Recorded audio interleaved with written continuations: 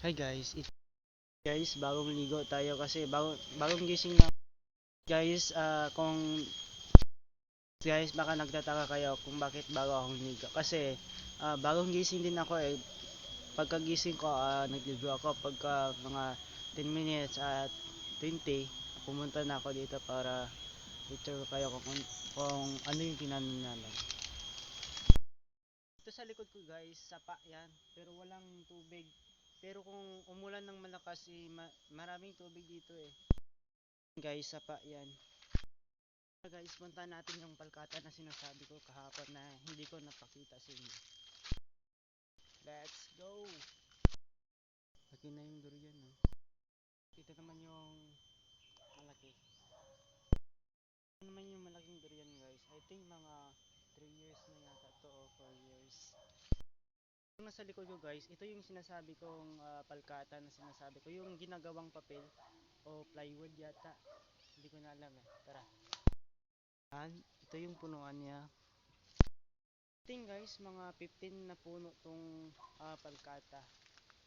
Hanggang doon sa baba eh. Hindi ko na makakon.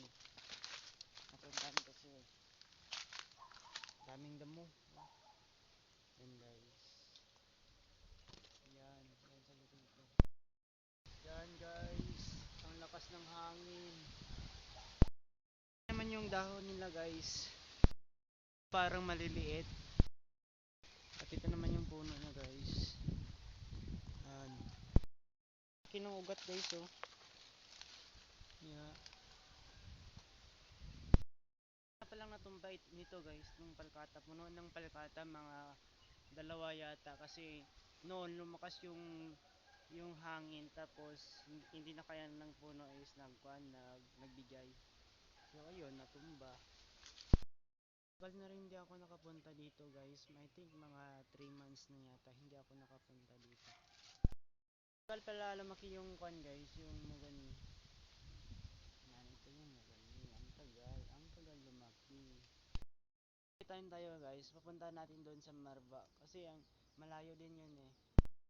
Middle lang guys kasi ang dami ko pang pupuntahan mamaya, ang dami kong gawin. Halangan dito lang guys. Bye bye!